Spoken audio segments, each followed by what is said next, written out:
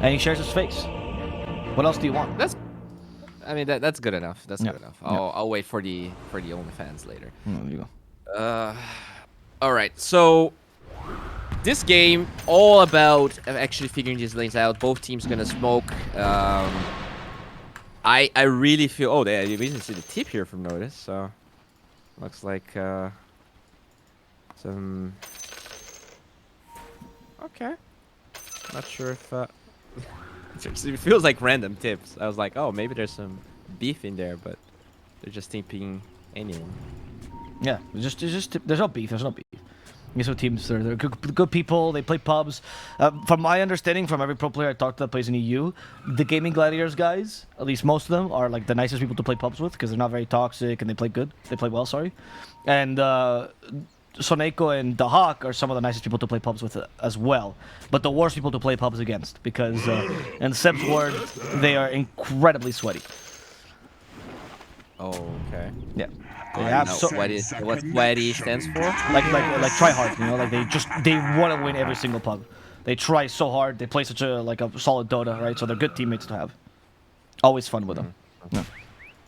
Gilger apparently is also really sweet in pubs as well.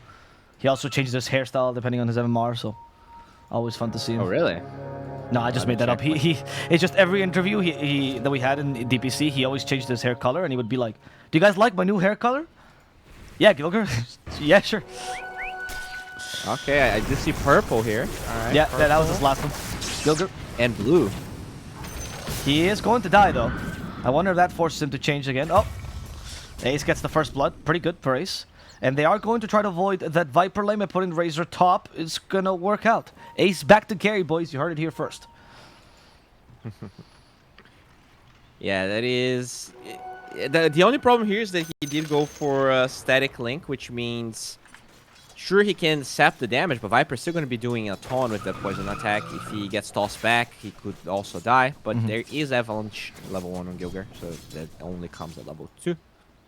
Yeah. And honestly, I think first 3 levels on Razor, like until you get level 3, he's kind of a weak hero. Like, he's okay as a laner, obviously, but he's not the Razor that everyone thinks about. So I don't think it really matters what points you get early. Maybe Platinum Field is better for securing last hits, I'll give you that, but I don't think you should go for kills anyway. Oh yeah, for sure. I just mean that because they don't have a support that can get the range creeps. It would be nice to have Plasma Field, but they did use the link to get a kill. Yeah. So it's definitely worth it. He also got first blood for that. Yeah, exactly right. Yeah, that's useful. Then against Viper, I do think you do max static field in this, or sorry, static link in this lane. Yeah, at least I could see the 3rd point. I think the 4th is stretching.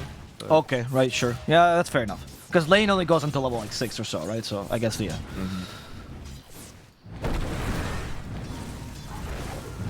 Okay, so Enigma 5. That hero. I used to be a big Enigma 5 enjoyer. These days, I feel like the meta changed quite a bit. I feel like if you're amazing, which Soneko definitely is, the hero can work. But it feels like this Bloodseeker, even though this is a good Bloodseeker game, he might just not lane as well. And I think this hero is heavily reliant on having a good lane. I wonder how much Soneko is going to be able to do here. I'm with you. Bloodseeker's lane tends to be countered by people with like high kill potential, right? Because he heals a lot. But if you just go on him, he can't really do much to answer you. And Dawnbreaker is probably the queen of that. As we can see here, like just hammer, you attack him, and if you have Starbreaker at this point, like he just dies, right? Yeah, the Wyvern doesn't help either because you're always doing that percentage damage. The Hawk is going to heal, but you lose a lot of that HP with Arctic Burn and the spam of the Spinner Blast. And in the past, because you could just buy a lot of salves as Enigma, it didn't matter that much. But now with the salve nerf, that's probably the biggest nerf to Enigma that people don't talk about. Enigma 5. Yeah, it's true actually. I don't consider that. Enigma 5 that also feels like it has little purpose because now they got the right lineup against Viper. They got the Enigma 5 doesn't counter anything particular, right? Whereas it would have been okay against Razor because you deny farm and make it so his lane isn't that great. Against Dawnbreaker, since she can just get kills to recover. You talked about how good this matchup is for the Dawnbreaker as well. Yep. Mid though, Kato is farming and will farm. This is a game where I think Laro's the win condition even more than the Bloodseeker, just because the way the lanes were set up.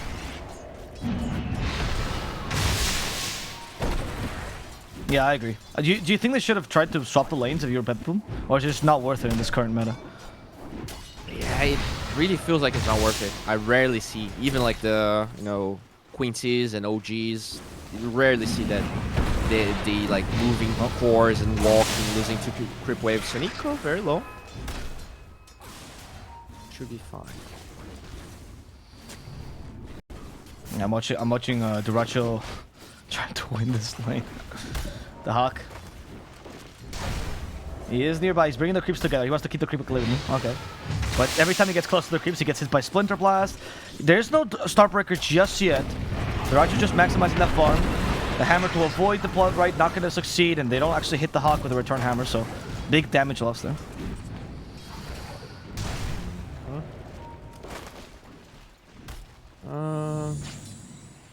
Yeah, pretty slow game. This Viper just wants to keep the equilibrium the way it is right now. That is good. Even though the Viper is struggling in CS, I do feel like he's getting some decent levels, and this hero really cares about that. Once he gets level 5, there could be kill potential here on Ace. Once Tiny also gets level 3, which should be now. Yeah, okay, let's see if they go for it. Goker just got it. Problem is that Marcy is really tough. good to have in a tiny lane. Yeah, Yeah. because you just dispose and you're good. Yeah, it does feel like... Oh, look, Tofu's actually looking for it. I mean, you dispose into the static link, I think Tiny dies, right? So it's kind of a difficult situation. Like the lanes on Gaming Gladiators are so good. I don't know. I feel like the drafting here from BetBoom. I really like the bristle band that they went for in the first phase, but we did talk about this tiny Kato and the thing we didn't like, and it just feels like all of the side lanes on Gaming Gladiators are amazing. This Kato has to deliver so much. There's a lot of pressure on Laro's shoulders. And he's an old man. His shoulders are not like they used to be. Yeah, he's also the essence of light, though, so I guess he has an unlimited master he can take for himself. I do think at least you got not the worst matchup mid. Like, Void Spirit can kill Kato, but it's not to the degree we've seen these strength cores that just jump him, right? Gilgert took that arcane rune. Can we try to kill him? Dispose is available, but nobody's rotating to help Tofu. Duracho in the bottom lane. Go to Hawk.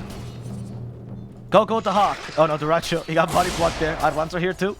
In the trees, Duracho goes. Will he find the right path? Apparently he does, because Boom is already here. And BetBoom, they smell it. Oh, they do. They have that ward, that sneaky ward in the mid lane. That's good. They waste Boom's TP. Top lane.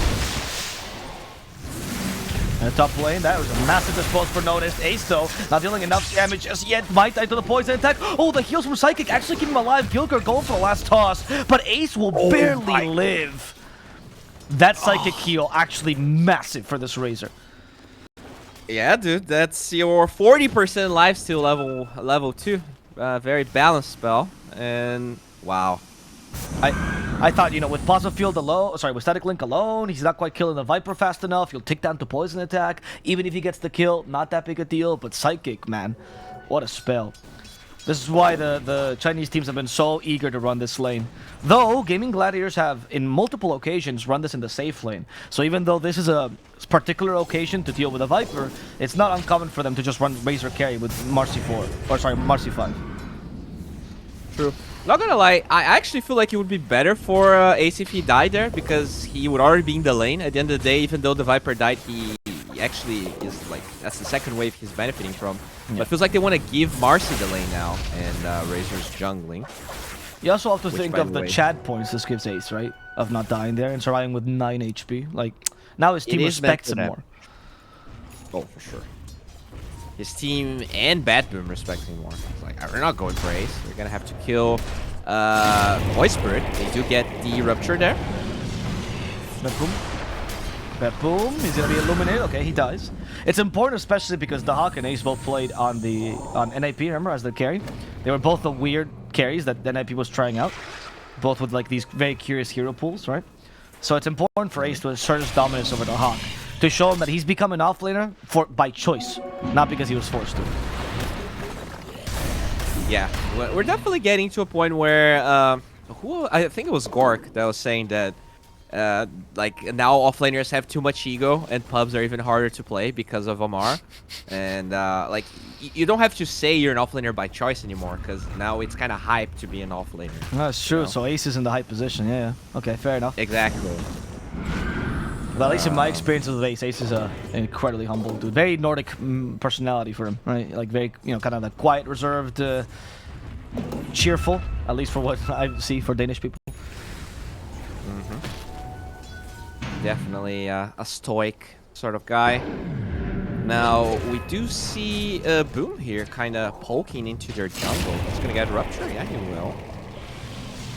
No TP on this guy. I think he's... Okay, the toss. This time it works. Oh This was the combo we asked for last time, and Boom gets killed twice. And we're seeing now the Coddle starting to soar in terms of net worth. This is why I wanted a better matchup mid, right? Like, Boom... Yes, he's a good Void Spirit. Yes, he can catch the Coddle potentially, but it's not a destructive combo against Coddle, like say a Kunkka can. True. Very true. And, I mean, the Coddle is doing amazing. He's almost doubling in terms of CS. He's going to get that vessel we talked about. Power is falling. Even the Tiny seems to be having a better game. Very promising so far. Take the tower, Soneko at least taking advantage of this Eidolon push. Celery calmly flying to the trees will avoid any sort of aggression. I love this set for Ace, by the way. This Octopus Razor set. It's very good. Yeah. I love the Celery set as well. Those beautiful colors. Yeah, the Prismatic, I think it's called. Pretty much all the possible hair. We get distracted by the colors, Bowie. Oh no. Oh no. Oh no. I'm so sorry, guys. Viper doesn't have pretty colors. In fact, Viper set is ugly. So it's kind of hard to look at her. Boom. Taking that tower. So they're going to mimic here. Doesn't feel like Boom is in any rush to defend. I mean, this is going to be kind of a slow game until there's Vessel on Larl. Like, all of their power spikes take a while. You know, there's no Maelstrom on the Bloodseeker. The Blink on Tiny is going to take ages. Might be a snooze fest until we actually get to see those items. Yep. Or Tofu goes on the Bloodseeker. But looks like he's just being a stalker. Yeah, he needs Boom with him to be able to actually get kills, right? And Void Spirit, I think... Oh, Boom is not going for the Witchblade, but actually going for Kaya. Interesting. Why? Is he thinking Kaya and Sanj to tank more? Yes, I think it's probably just for the Rupture status resistance. Okay, fair. Yeah, I guess you're so nullified that Witchblade is not as worth it, but don't you lose a lot of kill potential onto Coddle if you don't go Witchblade? I think so, but maybe they just feel like Duracho. Black Hole for Celery. It is a position 5 Black Hole, so not as impactful, which is why you wasted on the enemy position 5. Yeah, there's no chance Celery's getting away. Good try, though. And that is Vessel for Laro. Very, very good game for him so far. Has all of the gold, but a lot of times, you know, the problem with Coddle is not really the acquiring the gold, but using the gold meaningfully. Let's see how much he's going to be able to do with it. Right. And once we get the BKB on Ace, I think that's going to really test the Coddle, right? See, they can now, they will be able to play around him. Armlet's coming up on Duracho soon as well. That will help a lot. Gilgor Blink is still pretty far away, so BetBoom hasn't hit any big items. And, oh, noticed, went for a Midas. I did not expect this on the Viper offlane. Wow, okay. Yeah, I mean, their game is so slow that it really feels like they don't want to go for aggressive plays. And you were talking about Blink. Our boy Tofu, one creep away from the Blink, and that's when their draft kind of starts to explode. The Kaya ready on the Void Spirit. Oh, he's going E-Blade. Okay. I'm not sure I get why. You're my analyst, Bowie, so I need you. I mean... Boom, wait, sorry. He's Boom dying a lot. He did the zip zap. 2 astral steps. Second one was not as fast, though. Or not as far. Mm-hmm. That's the zigzag, sorry. Not zip zap. That's yeah, That's the I'm scared Astro Step. Oh, so yeah. So what do you think of the E-Blade? Give me some theory crafting. Purge it up for me, please. Well, E-Blade gives you magic amplification, and You don't have to imitate his voice. I just want the analysis, buddy. I don't like the E-Blade. I think they don't have that much magic amp to amplify. I don't think the right clicks are that particularly strong this game. It's not like they're just a void or something. Okay.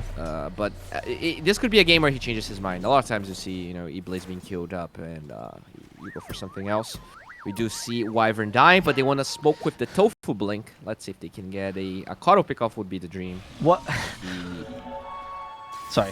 We're just gonna see this pickoff first, maybe, and then I'll ask you the question, which is gonna put you in an awkward spot. Kato? Oh, okay. I'm always awkward, so don't worry. Boom. Nope. As defensive Astro Step as he realizes his position, dissimulate. Solar Bind though still on him. They missed at least the Avalanche. Second Astro Step. TP's in the middle of this. Oh, they tried to Blinding Light him so they can toss him, but unfortunately not in time, and Tofu is good enough with his Blink. What do you think of the percentage chance that he finishes that E-Blade, Bowie? Oh, nice. 17%. Oh, wow. You really... So you go Yeah. from 70s to 17. I see, Bowie. Yeah. I don't think. You heard it, chat. Really... 17%. All right. Boom, you know what you gotta do. You know what you gotta do this game, Boom. The only time I ever cast EU finals, and here am I betting on a 17% chance. But yeah, I mean, this game is very awkward, right? Like, it feels like both teams, they don't have a particular early timing they're really striving for. Midas on the Viper. Sure, they do have that blink on Tofu that. By the way, they finally get Laurel. The ward he actually placed in the ground during that runaway. Oh, there we go. That ward was so clutch. Yeah, this ward is what they're referring to. Yep. As he was running away. Yeah, well done. And actually, Boom continues forward, hoping for Gilgir. The Avalanche got wasted, but he gets tossed back. Noticed? Starts spinning on him, realizes that's not going to do much, and they're going to have to sacrifice Gilgir, it seems like, as Tofu has disposed ready. Psychic used to amplify the Windwire's attacks. Gilgir running into trees. Ace, though, just comes by, says hi, attacks him once. He's a nice guy, doesn't want to quite kill him, but in the end, he's going to have to see Gilgir's blood, or whatever Tiny has inside. I'm pretty sure it's not blood. Probably calcium? that's a good one, Bo. Yeah, I like it. Thank you. Drinks a lot of milk. Okay, he bought the Ghost Scepter, buddy. Oh my 17% chat, 17%. I just... Okay, so let me try harder here. Let me try harder and realize what's going on. So, I get it. He actually had a fight with Celery, and he's like, buddy, I'm so pissed at you that once you Winter's Curse, I will E-Blade the target that you Winter's Curse. I'm glad we got you for this high level analysis. I would have never been able to figure out the intricacies of the team. Thank you so much for that. Oh. At the end of the day, dude, Dota is a mental game. Dota is a mind game, and sometimes you're just mad at Celery because he ate the last Twix that you had in your fridge, and this is not sponsored by Twix, by the way. I don't think Celery eats those things. He's a very healthy eater, actually. What is all? You're actually right. Also, I have a question for you because you travel a lot, and I'm assuming you lived in the US or went to the US at least one time. Yeah, sure. Yeah. So, Sunsfan is of the opinion that the European Twix is much worse than the I've heard that, American one.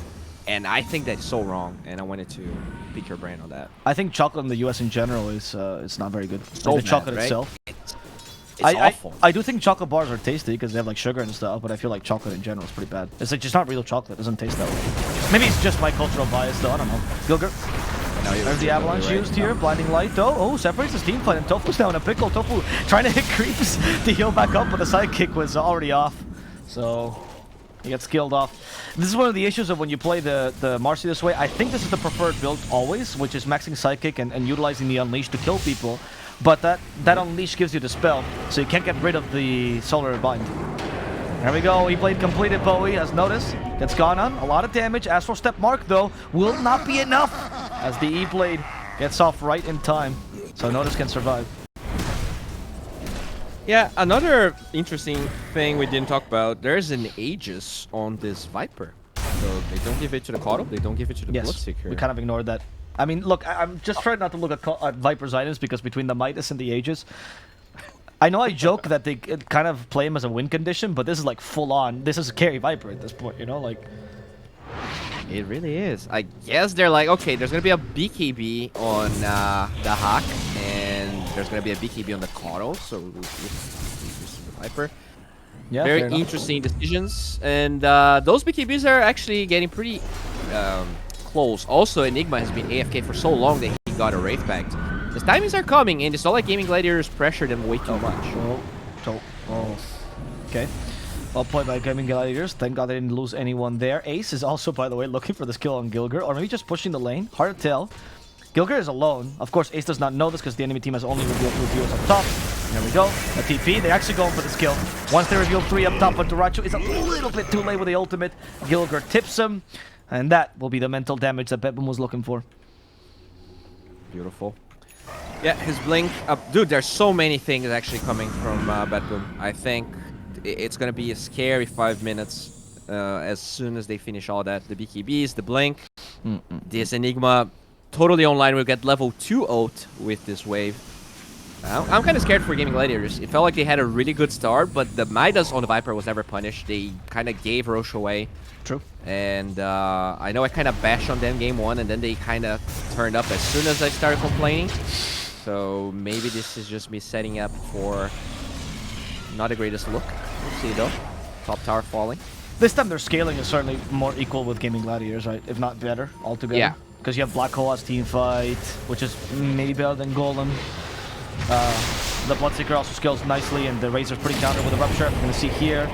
And the Black Hole cancels the TP. Well done. Ace is now in a pickle. BKB does still on him. They use the Viper Strike. Ace fighting on against Bloodseeker. And unfortunately, that's not going to be enough to kill him. And then Tofu now has to run away, but the poison attacks will chase after him, allowing BetBoom to get 2 kills here. That lane dies together. Yeah, really good Black Hole. It feels like all of the Black Holes from Sonico have been on point. He didn't have the greatest lane, but I'm not entirely sure why Gaming Gladiators played as passive as they did, but it really allowed everyone on BetBoom that had a bad lane to recover. The Viper, the Midas, as you talked about, will have a BKB very soon. He actually pretty much has it if he disassembles the Dragonlance. And with these 3 BKBs, I don't think BetBoom does that much. You know, the E-Blade on Void Spirit, I don't see the value. Yep. The Wyvern is the only counter they have to all of that. Yeah, I see what you mean. Like, it feels the win opportunity for BetBoom when they all hit those BKB timings around the Bloodseeker, right? It's going to be huge. And usually this is the massive timing for any Bloodseeker lineup. And for Gaming Gladiators, their timings were like just before that, right? So they had to take advantage of that. And it didn't feel like they did that too much. Perhaps they were afraid of the Rupture, because we're seeing Lincoln's now being built on the Razor. Perhaps they didn't think Armlet on Dota2 was enough to actually go and take these fights. He's now finishing up Desolator. So maybe we're going to see a strong team fight now, right? Maybe they think they can counter BetBoom's team fight. But it is true that we didn't see the usual ganks we see around the Razor BKB or the Blink Dagger on Marcy we were talking about. Also very surprising, the Enigma was level 12, and he chose not to learn Black Hole. Interesting. I usually feel like getting the faster ones better, but he doesn't have Blink, so maybe he feels like he's really not gonna be getting a lot of chances to cast the spell anyways. And they find Dota2, but he will be out. Good.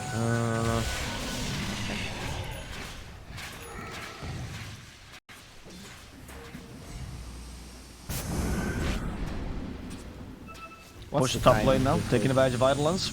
I mean, the Viper, again, still has the Aegis on his inventory. Not like it has been used too much. It's kind of the farming Aegis, pressure Aegis, I guess you can call it. But the Gaming Gladiator is not really keen on making moves, as we just see the BKB finally unlock. That Aegis, it should be mentioned, did really stop Gaming Gladiator's timings as well, right? They could have fought against that Aegis, but Wisdom says probably don't do that. Which is another explanation as to why it was so much slower for them this game. Yeah, I also feel like, even though there's only 2 deaths on Boom, and you could say, like, his score is fine, but he died, like, twice in a row during the 10-minute mark, which really slowed down his timings. I feel like he's the hero that was supposed to kind of initiate a lot of those fights, and then Dawnbreaker would just play around with the Solar Guardian. Yeah. So kind of tough for Boom. He had a really good lane, but then just died twice, and probably that slowed his timings down quite a bit. Smoke though from Gaming Gladiators. No Aegis, no Black Hole. This could be a good fight. This could be a good fight, yep. Also hit a couple of times that blink deck on the Winter Wyvern. He still has his BKB here. That's the 8 seconds though. Okay, Smoke immediately stopped. Gonna try to burst down Soneko, and it works out. However, this Void Spirit in trouble himself as the Rupture is on him. He can't get away, so he's gonna die for the Enigma. I don't know how worth it that Black Hole is. We'll see. The Hawks activates the BKB, fights the Rupture head on. He knows he can beat him 1v1, and he will do so with an Ace. Last core remaining. Your friends are dead, Ace. Where are you going? He activates BKB. The Hawk. Okay, the Hawk, where are you going, actually? The Hawk is hitting creeps, trying to get the Thirst heal. But unfortunately, that's not enough. And Ace is going to just TP in the face of danger. The Coddle was nowhere to be seen because he had to go back earlier. And the Hawk taking an interesting route there. Yeah, unfortunately, it was a really good time to smoke, but they find the worst target possible. Like, the Boom sacrifices himself for a 5 Enigma that had no Black Hole, so it really doesn't make the fight easier. Still, because they get the Bloodseeker, it's like okay, but still BetBoom favored. They have the Midas, they have the scaling support on the Enigma. I still feel like they have the upper hand. 70% chance to win, I would say. How much does the okay? I see. That's the meme of this series. How much does the Viper, or how much can the Viper scale in this match? Like, can he actually become a threat in the late game? Ever since they took the attack damage talent, I'm not really sure. For sure, like he actually got lucky with the Grove Bowl drop. Just having Sky eventually will kite this Razor really hard. Okay. It feels like a great Viper game. They don't have a lot of enough burst damage to him. Maybe that's why the E-Blade was purchased. But usually, like, you don't care too much about offlane Vipers. In this game, though, because he got away with this Midas, he's definitely become a threat. He's been farming a lot as well in this game. So, like, he's been taking a lot of space from the team. As you can notice by the fact that the Hawk, who is not, you know, he's not struggling at farming. He's just giving a lot of the space to the Viper, and they're actually equal as a result. Yeah, and the Enigma also wants to dethrone him. He is getting a lot of that farm as well. And the Gaming Gladiator heroes, it's not like they are underfarmed, because obviously the gold advantage is minimal, but I do feel like they don't use gold as much as BetBoom will. Yep. And to go back to the E-Blade point, by the way, that we were talking about earlier, it seems like the idea is to stop the Black Hole by just bursting him down quickly, right? But as we saw in the last fight, it just makes you really vulnerable to Rupture. But I guess that means Razor is freer in the fights, so isn't all that bad? I mean, he is a position too. I do like. He already died so much. Nice He's under a ward, by the way. Okay, send him back. We still have the Black Hole potentially here for the Enigma, but unfortunately, he's just gonna die in Raj's ultimate. Pilger in a similar position. Bloodrite won't cover him enough, and that's 2 supports dead for BetBoom. It's Gaming Gladiators force BetBoom under the tower. All right, good ward by Gaming Gladiators. I was afraid that the BetBoom ward was going to be a problem for Void Spirit, but they had a better ward in the high ground there. And this could even be a tier 3 tower. Still though, only the support's dying, and we could see a Roche being scouted. Oh, that's gonna be perfect. Oh! Oh, they didn't scout it. No! Oh no, they missed it. Oh no. Oh man. Okay, BetBoom doesn't That's know. so lucky. Because they did use BKB, right? The BKB on... Oh no, Razor didn't use the BKB. No, I think that's the most important one. Yeah. Okay, noticed is could be in trouble here. No, they're actually sorry, they're joining. My bad. That's the obviously enemy outpost. They're actually just setting up for Roche here. The Hawk scouts it. There we go. Well played. Just based on the timings itself. We have Basher on the Hawk too. And this Roche comes with Shard, which I hope they give to the Hawk. Yeah, it's probably gonna be him. Although Viper with all of that attack range isn't bad either.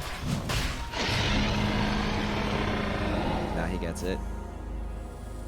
He gave way too much farm away for these guys, and now he wants his paycheck.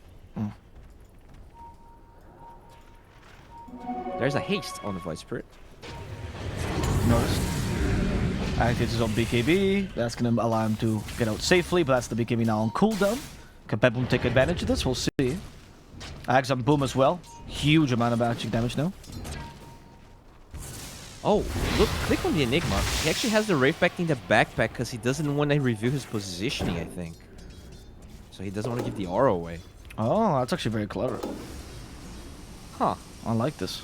I mean, you push slower, I suppose, but if you can surprise them with Black Hole. Yeah, he did die twice in the last fight, so he's now overcompensating here. He wants to make sure he doesn't get found.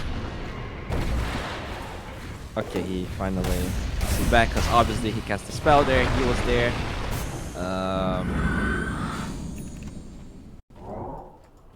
I have a feeling this game's gonna go very long, Avo.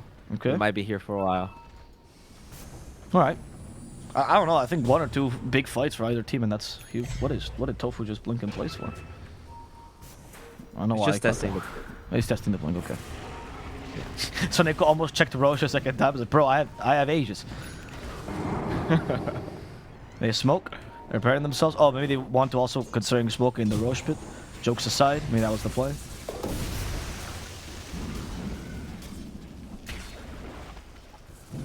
Lara's gonna get a Side of Ice, so that's probably when we'll see BetBoom actually utilizing these Aegis to get some extra tier 2s, maybe go for a smoke. And that's also a Psychic Headband. That's the dream. Yeah, is that for Wyvern? For the Coddle. Oh, for Coddle. Okay. We have, what is it? 375. That's like extra 500 cast range on his Side of Ice.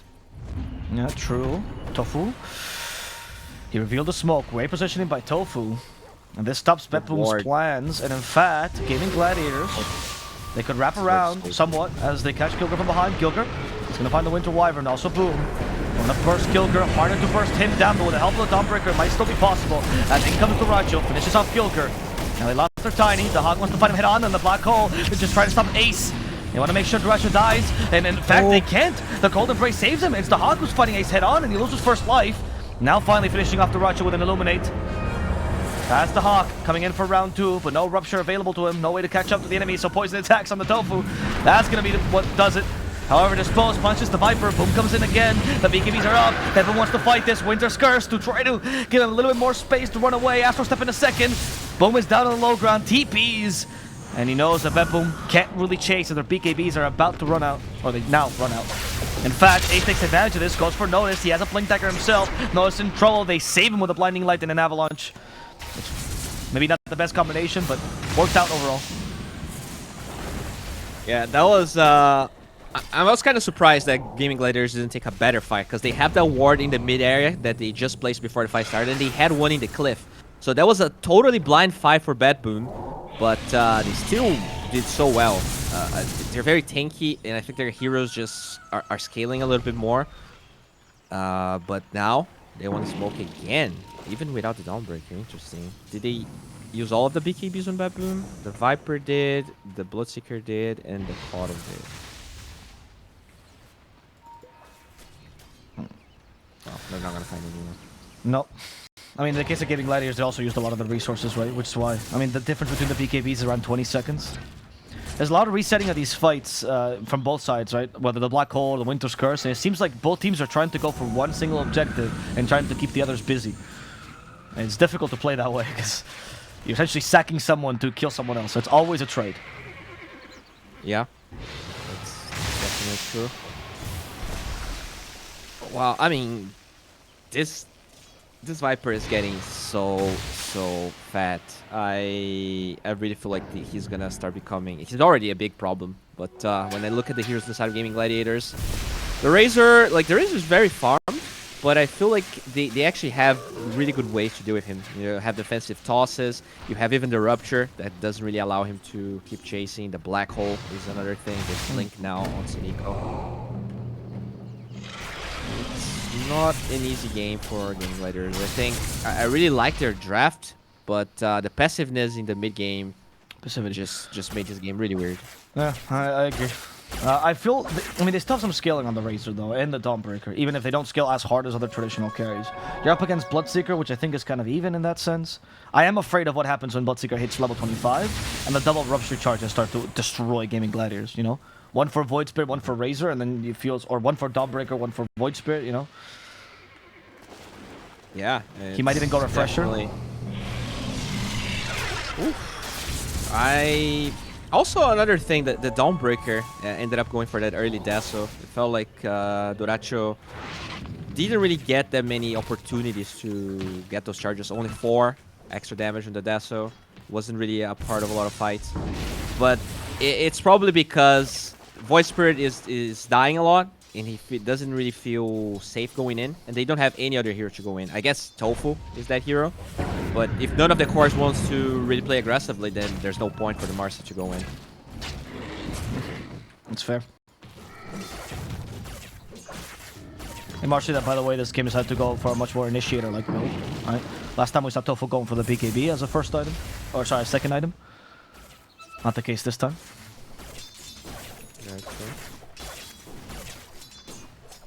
Alright, time for a smoke here. They TP, there's no wards. Let's go. Am I fake hyping? Okay, I really thought that. Man, that's my job, buddy. That's my job. Please, do not take my role.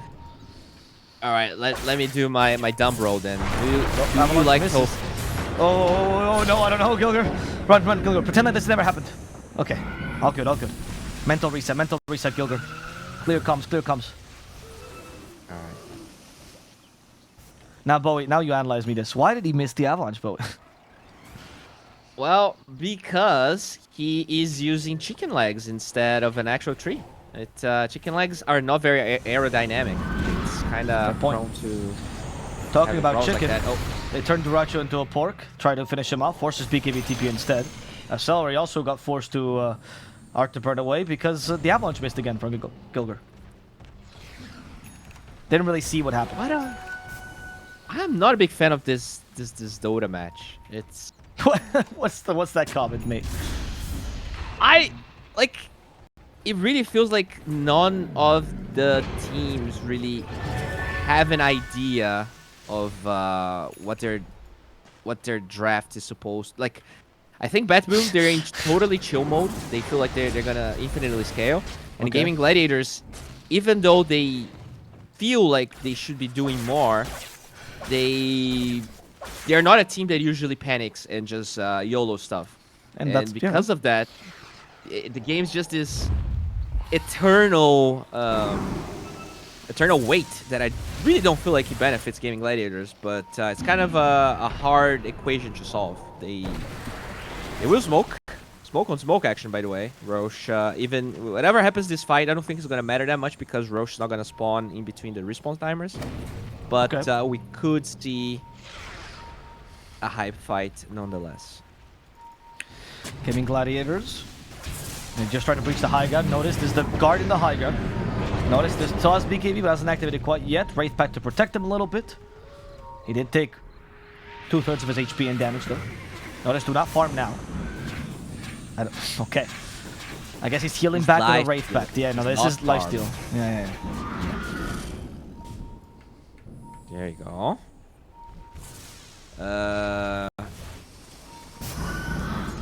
Yeah, and it's just... It's hard for everyone, because like the Enigma, he doesn't want to be initiating. Like on the side of BetBoom, it's really hard. It's hard for both sides to initiate, and so the fights are always kind of broken down like this. They want to poke, they want to force a spell, and they force the Wraith back, but it's not enough for Gaming Gladiators to really go all out. So we're gonna see everything reset again. Oh, and that's an observer. It's just a stalemate. What? Oh, I actually can't click again. Oh, no, it's a sentry. Okay, it's fine.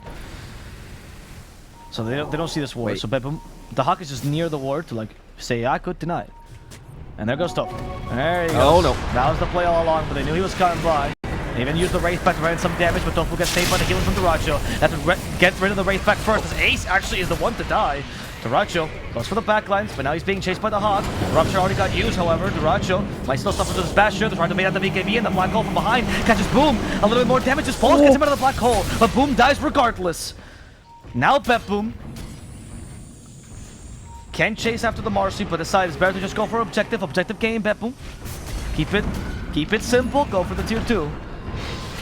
That's what they're gonna do. Not even using Blood Rage on the Hawk to not lose any more HP. Oh, they actually go for the Roche instead because it just spawned. That's the right play.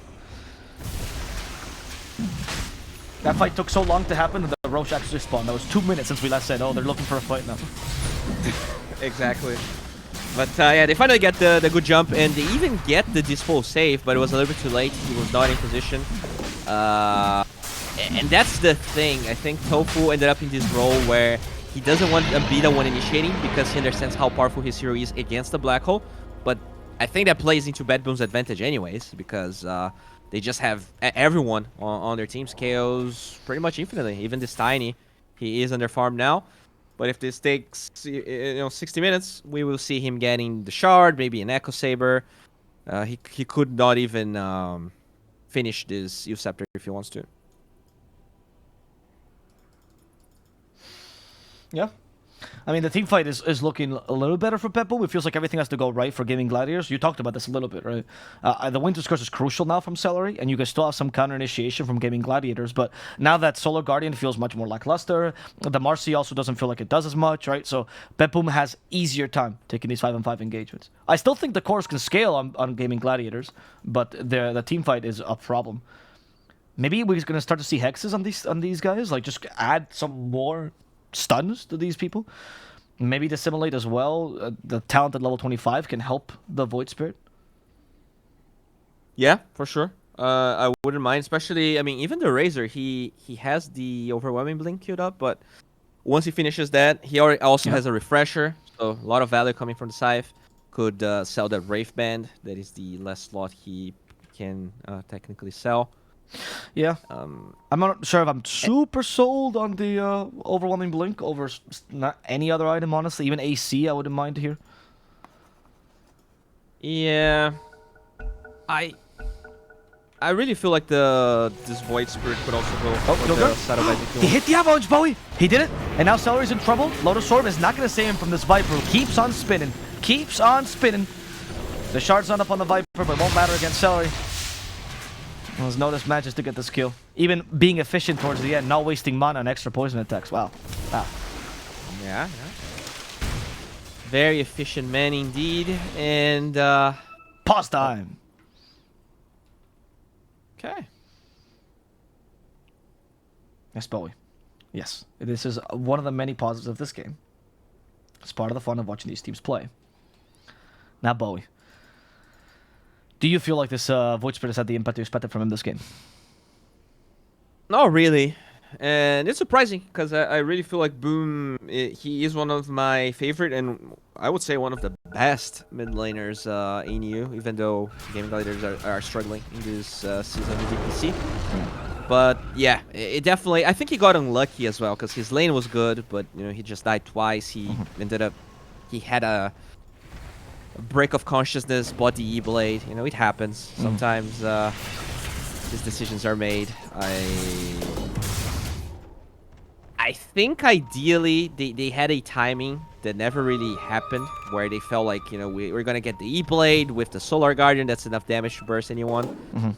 But it didn't really happen. This Caudle. Usually you don't see Caudles just being 38 minutes in, only dying once when there's that much gap close, Marcy, Void Spirit. But really nice game by Laura. It feels like he was already in the right position. Enigma, okay. This is the attempt on the supports. They can still die here, and that's going to be the Black Hole down for this team fight. And they want to force a team fight, mind you. And apparently, it's BetBoom who actually wants to force it. Duracho activates the Starbreaker. Can't run away from the Hawk here. He'll eventually just fall. Using the armor toggle to actually try to run away further. But the Hawk doesn't care. Just chases you down. Find the Caudle this time. This might be a death on Caudle. We have BKB still on Laurel, though. Runs away, avoiding the stuns, but Razor does not care about that BKB, and in fact, Tofu will be the one to finish him off. As Notice starts to spit on Tofu, the Hawk, without the BKB, can't be so certain of this fight, so he has to play around the trees, play away from vision, not get caught by surprise. There's no Winter's Curse on Celery because he just wasted our Lincolns, and Celery goes up to the high ground. The Hawk actually stopped by the trees. Notice, he's not the one with the Aegis. He eats the cheese, though, and that's going to help him keep him alive. As A starts to TP, the Hawk needs the Basher. Needs to bash. Won't get it in 5 hits. A little bit unlucky there. I'm just sad for Gaming Gladiators, because this is the 3rd fight in a row where they have the superior vision. Like, they are playing a lot of these fights better, but they're always fighting against Aegis.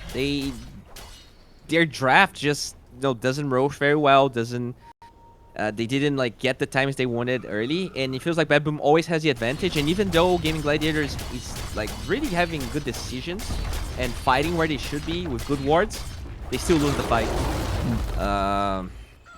It's very tough. Also, like they killed the Enigma, right? So it wasn't a good time for them to fight anyway. But this Void Spirit, maybe he needs DA on disc. I really don't want to see the Aether Lens. It really feels like he's going in to kill the Enigma and he dies. And it's a mid exchanging his life for a 5. That's like the third or fourth time in a row where he did that. I mean, the threat of the black hole has been a big thing in Gaming Gladiators' minds, right? I think it conditioned to even Boom's build altogether, right? But I mean, I don't know. Gaming Gladiators do so many things in these fights for them to work that it seems like we are seeing their brain being stretched out. They don't know how to make it work after they kill the Enigma, especially with BetBoom. They're constantly re-engaging, going out of the fight, going into the fight. The Hawk's playing really well even without BKB, usually a requirement of a Bloodseeker when he goes in. Yeah. Okay. There is a refresher BKB on this Enigma, by the way. Tofu might just die to the Viper. I don't think that Cold Embrace saves you. But the Hawk in a similar position, however, he has Aegis. It's expiring soon anyway, so it's not that big a deal if he falls. Alright. So, yeah, you have to play like the James Webb telescope here. Make sure you follow Sonico. There's 2 black holes, and we want to see that in high resolution. Sure. He did finish his BKB. Yep. So we do have a opportunity. I feel like this is the timing for BetBoom. They clearly see how strong they are. This Enigma is online. Everyone's online on side of BetBoom.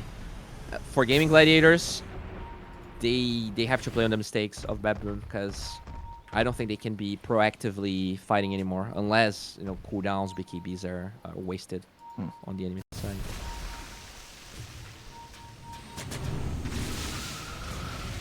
Take over the triangle now. BetBoom, this is the final shove, you can say. When a team feels like they're much stronger than the enemy, they're going to keep on scaling and being better. You usually take over triangle, shove bottom and mid, and it makes it so Gaming Gladiators loses options in these fights. BetBoom. Oh, Gilger. Okay. For now, Boom is fine. There's the ward plays. Gilger actually gets this. Well done on that avalanche. Unfortunately, it is a Void Spirit, so unless you got the black hole perfectly, that was impossible. Still no Shard of Notice, so his push is a little bit lackluster. They do find the Coddle, though, in a potentially bad position. But they already committed the Solar Guardian just to go into the fight. Laurel has to blade himself as the black hole, stopping Ace, and they can kill him inside the black hole. That's the first one of them. No, actually, refreshed in there, Mike. I don't know where that went. As without Ace, that's only the first one. There's the refresher used on the Hawk. He has the refresher shard used on the Hawk for a second rupture. Or third and fourth rupture, rather, as the Rupture falls here. The Hawk will be able to get rid of the enemy carry. Boom, with the Simulate Stun, stopping the Enigma, but Enigma's not that useful anymore. He actually has to get rid of the Wraith back first, and he's just gonna get killed? Notice, keeps Ace at bay. Everyone's buying back here from Gaming Gladiators. They're desperately trying to make this work, but notice it's literally just a turret right now. Spitting poison at anyone who comes this way. Now he finally gets moved. There's a dispose. They're starting to steal his damage. He's quite tanky, though, and he forced himself to safety. They need a stun. They don't have it. Oh, my God. Oh, wow. Forced 5 buybacks here on BetBoom. They lost Laurel, who bought back. Also Gilger, I guess, he also popped back, and it was fine overall for BetBoom. They seemed unstoppable there, honestly. They didn't even need a second black hole. They just used 2 ruptures twice. Yeah, that was a kind of really good bait by them. They were showing that refresher for so long, and eventually they swap it to the Bloodseeker. So I really feel like Gaming Gladiators, they were playing split. They were not really focusing any targets. But at the end of the day, it was they actually do swap for the Bloodseeker. He just does a shit ton of damage in that fight. Yep. And I don't mind the buybacks because they were fighting, again, in a good ward and, again, close to the tower. So they could use the buybacks well. But they're too farmed on BetBoom. That Viper is incredibly hard to be taken down. Yeah. The Viper seems like... The amount of space they give to the Viper is working. It's like, right? Even if it's just to be a nuisance, even if it's just off the poison attack, it's not necessarily the damage that it deals. it's kind of impossible to kill him, and it's kind of impossible to ignore. So they're in a really awkward situation where they have to kill Enigma, they have to kill Viper, Coddle, Bloodseeker, all to be able to have a normal fight. At that point, you're like, we have to team wipe them just to be able to actually win a fight. It's too difficult for Gaming Gladiators. Yeah, I do feel like that is on Gaming Gladiators, though. I think it's kind of... You can't really say that a Viper goes Midas and then the mid Coddle dies only one time in 45 minutes, and the Bloodseeker only dies one time as well. So Well, I do feel like it were... like 3, right? But still, you're right. Yeah, sorry. Yeah, he did die 3. But he actually died one time the last fight, so pretty much... yeah, he's died recently. The two times have been like the last 6 minutes or so, right? Yeah. Exactly. So like everyone was greedy, no one got punished, and unfortunately I guess they tried to be greedy on side of Gaming Gladiators, but no Midases. This Marcy, going blank Aether Lens, not that much you really get out of that besides playing aggressive, and you can't play like that now because you're very far behind. Yes, exactly. The Marcy that goes for the BKB build scales a little bit better into the late game because you're about like bringing down the supports and everything. But in this game, that's really tough. And this teamfight Marcy, as we've seen very often, 30 minutes or so is like the limit, and then the Dispose does not feel as powerful. Compared to Tiny, where you still have the Tossback, massive range, and of course the Avalanche, which is an incredible spell. Okay, Tiny though is forced to have himself to safety. Seems fine, actually. Boom. Did not get caught by the rupture. He still has the Linkins. And there they go for the Viper. This is important. They can kill him in time. We hear the 2 ruptures. And it's going to be Black Hole into 4! Dog is wailing on them. The Illuminator as well. They're all going to be cleaned up at this rate. Duracho can't get away. Duracho fighting for his life as the Hawk tells him to stop flailing around. Gaming Gladiators literally has no buybacks. They have to call the GG. One good Black Hole is all it took.